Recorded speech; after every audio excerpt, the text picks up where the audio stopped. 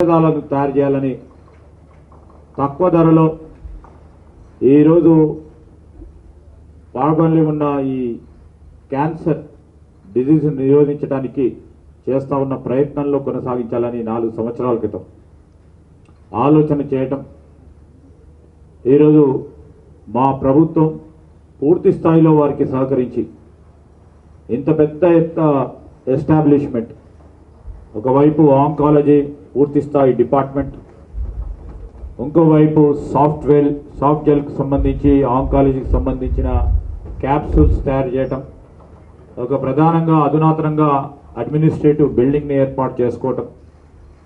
Sterile injections సంబంధించి దాని విభాగాన్ని కూడా మ్యానుఫ్యాక్చరింగ్ విభాగాన్ని కూడా ఏర్పాటు చేసుకొని మరి గోవింద్ రెడ్డి గారి ఆలోచన మేరకు ప్రపంచవ్యాప్తంగానే మరి ఫార్మా రంగంలో మనం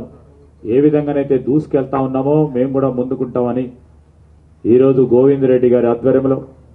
మధుసూదన్ రెడ్డి గారు అదేవిధంగా వారి కుటుంబ సభ్యులు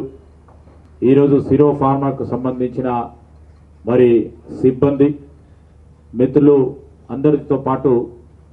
మరి మా జిల్లా కాంగ్రెస్ అధ్యక్షులు ఆకాంక్ష రెడ్డి గారు వచ్చారు, మా మున్సిపల్ చైర్మన్ గారు, మా సీనియర్ నాయకులు శ్రీకాంత్ గారు, అదేవిధంగా అనేక మంది మా మార్కెట్ కమిటీ చైర్మన్లు మిత్రులతో పాటు కరకపెట్లకు సంబంధించిన మా పారిశ్రామికవేత్తలందరూ కూడా కూర్చొని ఉన్నారు. వారికి అందరికీ పేరు పేరున పాత్రికేయ మిత్రులందరికీ హృదయపూర్వకంగా నమస్కారాలు. ఈరోజు మనం అందరం కూడా తెలుసు ఒక మంచి ఫెసిలిటీని క్రియేట్ చేస్తా ఉన్న సందర్భంలో మా ప్రభుత్వం ఏర్పడ్డ తర్వాత పెద్ద ఎత్తున వేగవంతంగా పరిశ్రమ సంబంధించిన ఈకో సిస్టమ్ని ఇంకో బలోపేతం చేయాలని గౌరవ ముఖ్యమంత్రి రేవంత్ రెడ్డి గారి ఆధ్వర్యంలో పెట్టుబడులను ఆకర్షించాలి, స్థానికంగా వచ్చే గోవింద్ రెడ్డి లాంటి వారిని కూడా పూర్తి స్థాయిలో ప్రోత్సాహం చేయాలి, పరిశ్రమలను ఏర్పాటు చేసుకోవాలి, తద్వారా పెట్టుబడులతో పాటు ఉపాధి పెంచాలనే ఒక ప్రయత్నంలోనే మేము ఈ 2.5 సంవత్సరాల కాలంలో పెద్ద ఎత్తున ఈ రాష్ట్రానికి సంబంధించిన మానవ సంపద ఏదైతే ఉందో